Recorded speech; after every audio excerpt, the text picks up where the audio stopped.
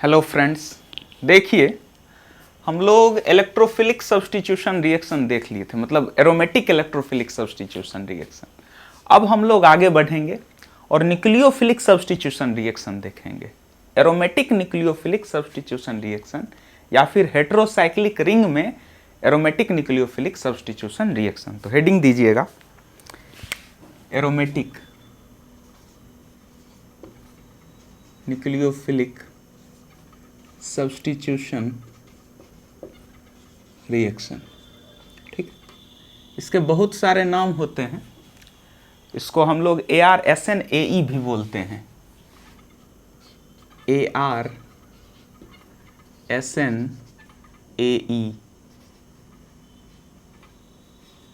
Aromatic nucleophilic substitution addition followed by elimination, पूरा नाम इसका होगा aromatic nucleophilic substitution addition followed by elimination. इसका एक दूसरा नाम होता है इप्सो सब्स्टिट्यूशन या फिर इप्सो न्यूक्लियोफिलिक सब्स्टिट्यूशन। इप्सो न्यूक्लियोफिलिक सब्स्टिट्यूशन, और इसी को हम लोग बोलते हैं मीज़ेनहैमर सिग्मा कॉम्प्लेक्स थ्योरी। याद रखिएगा, इसको बोलते हैं मीज़ेनहैमर सिग्मा कॉम्प्लेक्स थ्योरी। पीछे जो आप लिखे थे इलेक्ट्रोफिलिक वाले में, उसको वीलैंड सिग्मा कॉम्प्लेक्स थ्योरी बोलते हैं, और न्यूक्लियोफाइल को हम लोग बोलते हैं मीज़ेनहैमर सिग्मा कॉम्प्लेक्स थ्योरी। तो आप इसमें नोट कर लीजिएगा। अब देखिए, पहले तो कंपाउंड देखते हैं हम लोग। बहुत ज़्यादा इसमें बताने लायक बातें नहीं है, क्योंकि आप लोग वो जान चुके हैं।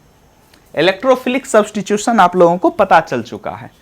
तो जब आप इलेक्ट्रोफिलिक सब्स्टिट्यूशन जान गए तो ध्यान रखिएगा कि जो जो काम इलेक्ट्रोफिलिक सब्स्टिट्यूशन में हुआ उसका ठीक उल्टा यहां पर होगा। मतलब जो चीजें उसके रेट को घटा रही थी वही चीज इसके रेट को बढ़ा देगी। समझ रहे हैं मेरी बात? जिस कंपाउंड में उसका रेट कम आ रहा था उस कंपाउंड में इसका रेट ज्यादा आएगा, और जिस कंपाउंड में इसका रेट ज्यादा आएगा उसमें उसका रेट कम आएगा। तो कारण क्या है? सिंपल सा कारण है, देखिएगा बताते हैं हम आपको। मान लो ये ले लो, ठीक है, बेंजीन ले लो।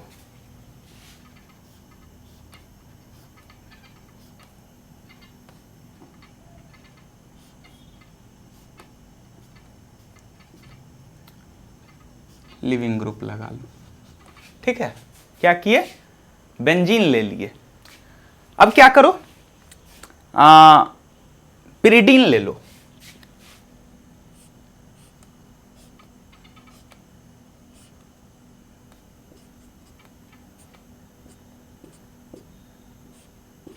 ठीक है, आप ये ले लीजिए, एक बहुत अच्छा कंपाउंड। इससे बहुत सारी चीजें क्लियर हो जाएगी आपकी।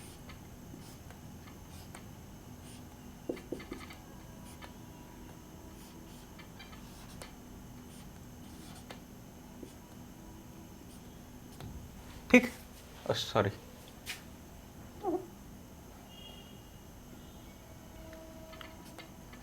ये ले लो। अब आपको बताना है कि किसमें होगा न्यूक्लियोफिलिक सब्स्टिट्यूशन, किसमें नहीं होगा। लेकिन इसको बताने से पहले हम आपको कुछ बातें और बताते हैं। उसके बाद ये देखेंगे कि किसमें न्यूक्लियोफिलिक सब्स्टिट्यूशन होगा और किसमें नहीं होगा। तो देखिएगा, न्यूक्लियोफाइल क्या होता है, बेसिक से चलते हैं। न्यूक्लियोफाइल कोई इलेक्ट्रॉन रिच कंपाउंड है, ठीक है। अगर कोई चीज इलेक्ट्रॉन रिच है तो वो कहां पर अटैक करना चाहेगी? जहां इलेक्ट्रॉन की कमी हो। समझ रहे हैं आप मेरी बात?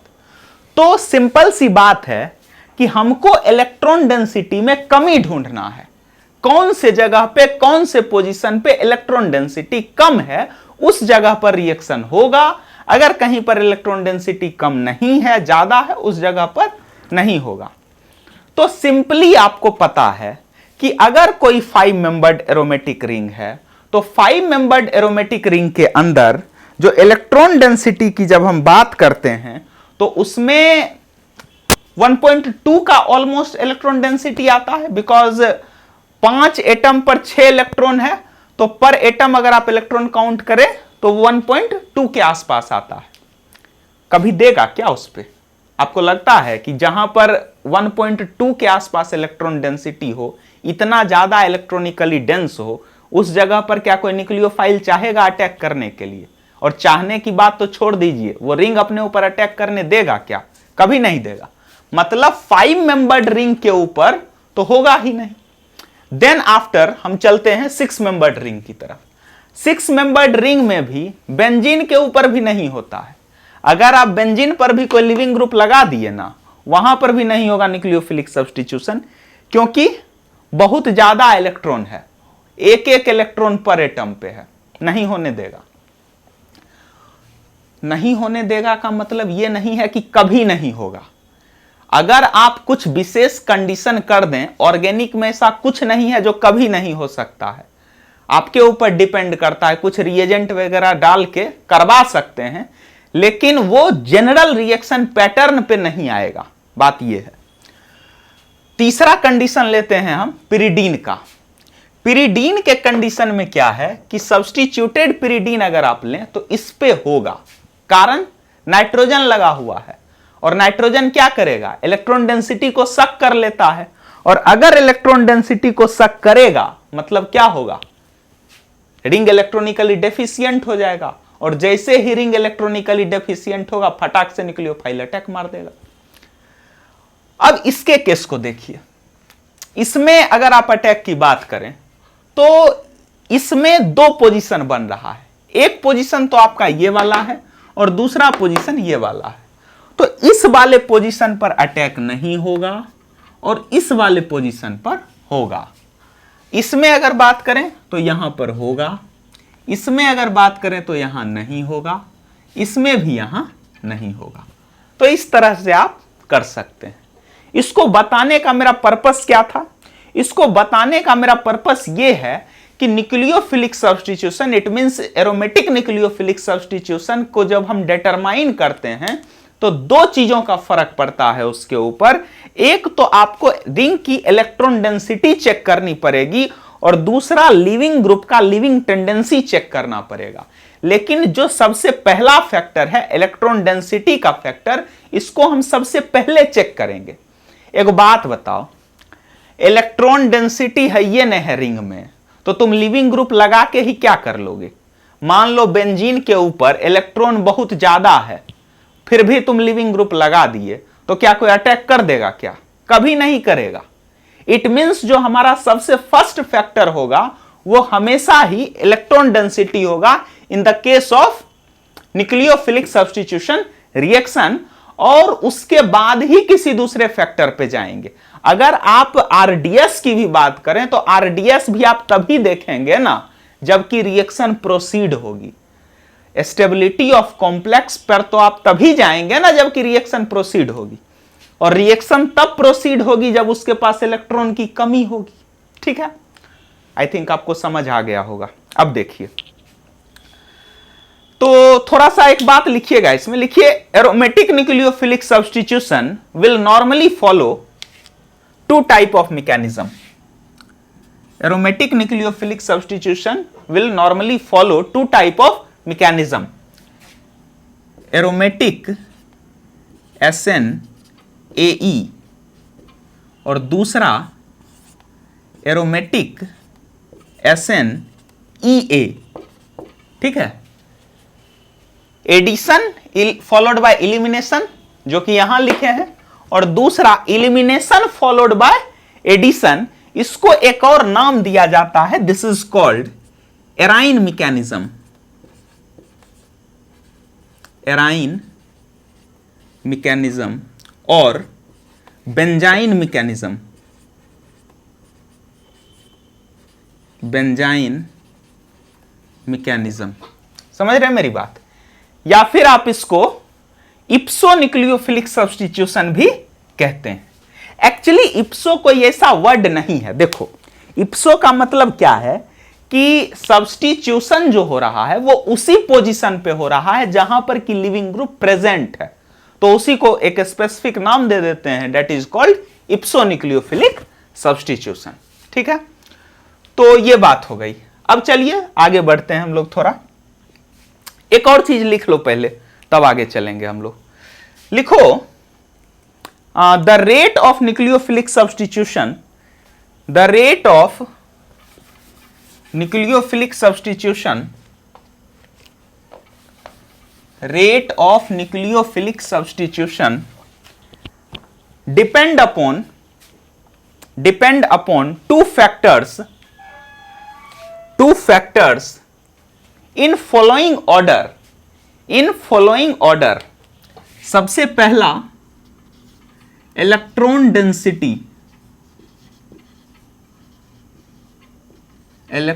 डेंसिटी ऑफ रिंग, और दूसरा, पहला क्या हो गया, इलेक्ट्रॉन डेंसिटी ऑफ रिंग, और दूसरा leaving tendency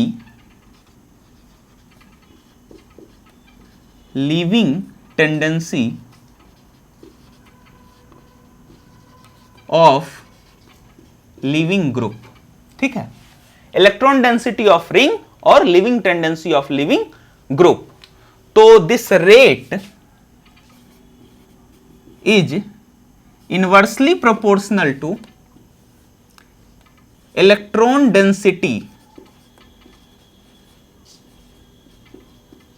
of ring and directly proportional to leaving tendency of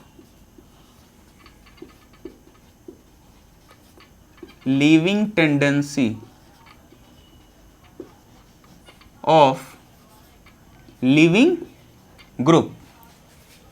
ठीक है, and this also be directly proportional to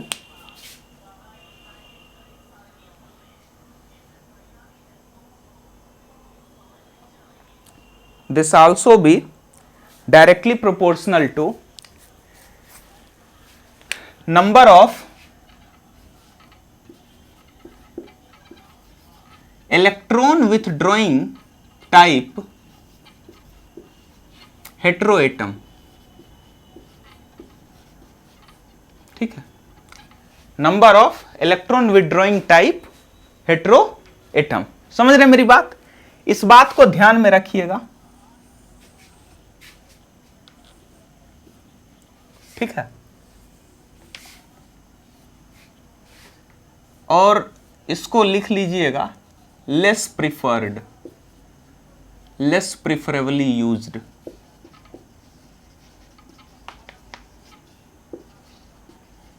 ठीक, इसको ज्यादा यूज करते हैं।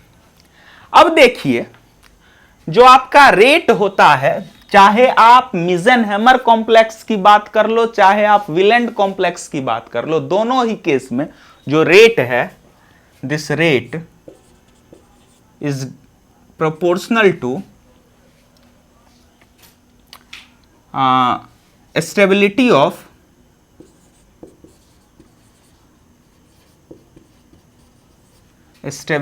Of sigma complex.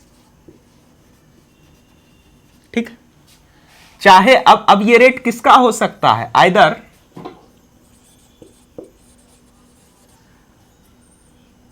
AR SN और AR SC, या तो न्यूक्लियोफिलिक सब्स्टिट्यूशन का रेट हो सकता है या फिर इलेक्ट्रोफिलिक सब्स्टिट्यूशन का रेट हो सकता है।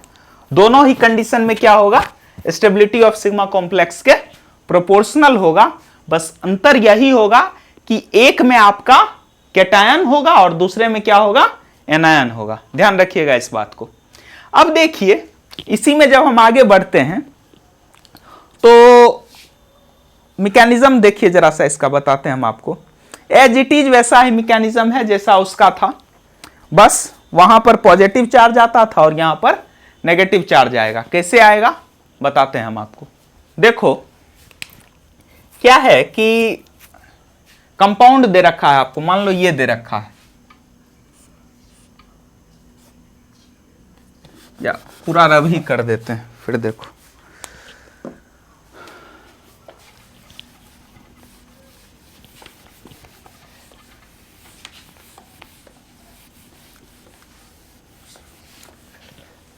देखिएगा, मान लो ये दे रखा है,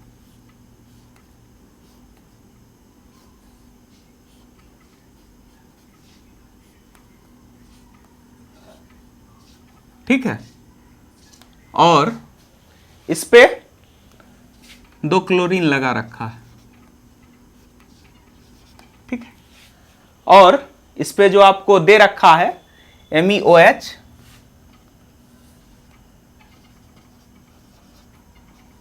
और NaOMe,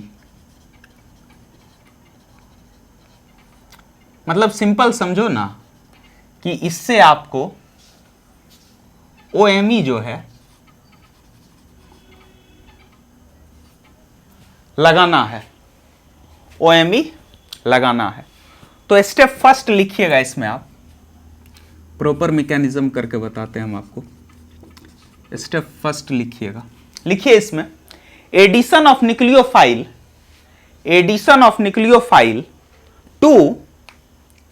to electronically deficient centre, addition of nucleophile to electronically deficient centre having living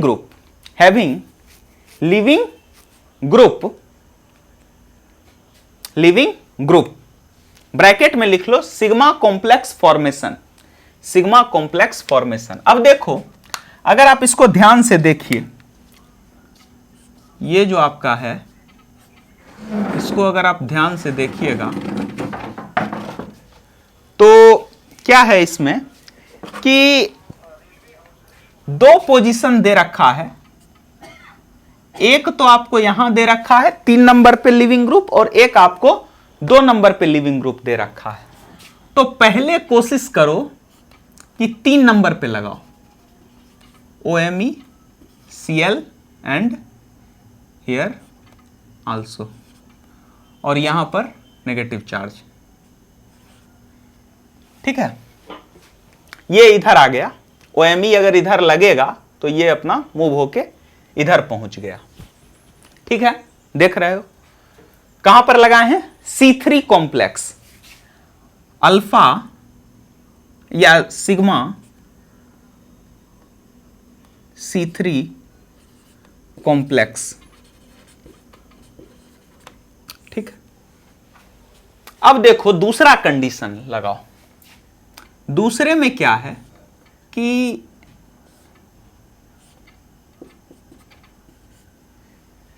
यहां पर Cl रहने दो और यहां लगा दो OMe, ठीक है, और Cl। अब देखो इस वाले केस में क्या होगा, आपका जो बॉन्ड है उसको कुछ इस तरह से कर लीजिए। इस वाले केस में जो चार्ज है वो नाइट्रोजन के ऊपर आ जाता है, ठीक है, और इसका नाम हो जाएगा सिग्मा C2 कॉम्प्लेक्स। रीजन, यहां 2 नंबर पे जोड़ रहे हैं और यहां पर 3 नंबर पे जोड़ रहे हैं। अब देखो, अगर आप C3 कॉम्प्लेक्स और C2 कॉम्प्लेक्स के स्टेबिलिटी को कंपेयर करें तो आपको क्लियरली पता चलेगा यहां पर कि C3 कॉम्प्लेक्स पर जो नेगेटिव चार्ज है वो कार्बन के ऊपर है, और C2 कॉम्प्लेक्स में जो नेगेटिव चार्ज है वो नाइट्रोजन के ऊपर है। अब इस बात को तो कोई भी बता सकता है कि कार्बन पे नेगेटिव चार्ज ज्यादा स्टेबल होगा या फिर नाइट्रोजन पे ज्यादा स्टेबल होगा। ऑब्वियस सी बात है कि नाइट्रोजन का नेगेटिव चार्ज ज्यादा स्टेबल होगा एज कंपेयर टू कार्बन के नेगेटिव चार्ज से, इसलिए sigma C2 complex is more stable as compare to sigma C3 complex. तो इस वजह से आपका जो स्टेबलाइज्ड कॉम्प्लेक्स बनेगा वो ये वाला बनेगा। तो स्टेप 2 लिखिएगा आप, स्टेप 2 लिखिए, इसमें On the basis of stability of sigma complex, on the basis of stability of sigma complex, sigma 2 complex is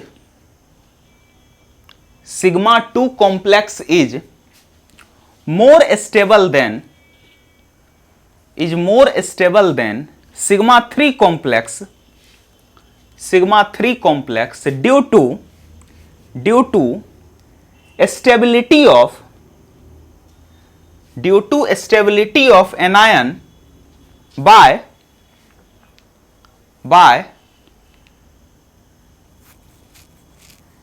electron withdrawing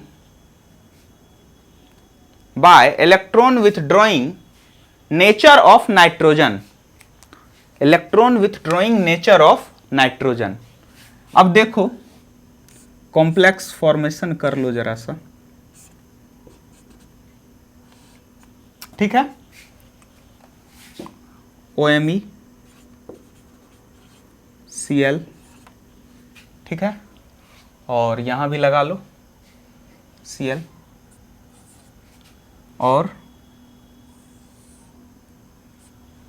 ठीक है, यही आपका क्या हो गया, स्टेबलाइज्ड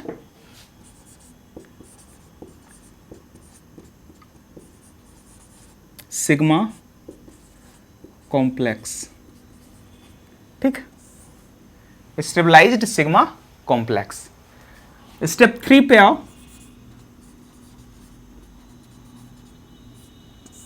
ठीक है। स्टेप 3 में देखो रिमूवल ऑफ लिविंग ग्रुप,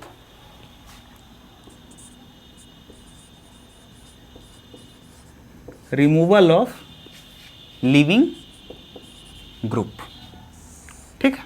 निकाल दो लिविंग ग्रुप को। कैसे निकालिएगा, ये दे रखा है आपको,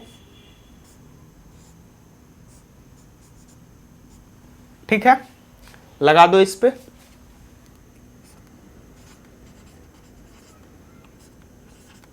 ठीक है। एक Cl आपका यहां है और एक नेगेटिव चार्ज यहां है। ये नेगेटिव चार्ज इधर शिफ्ट होगा और ये Cl इधर बाहर जाएगा और फाइनल प्रोडक्ट आपका ये बन जाएगा, ठीक है। OMe, here this Cl, समझ रहे मेरी बात को। और ये जो आपका है एलिमिनेशन ऑफ लिविंग ग्रुप,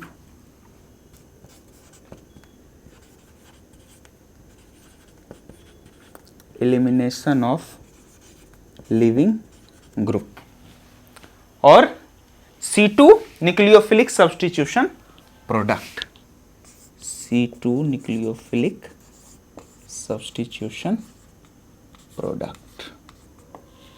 समझ रहे मेरी बात।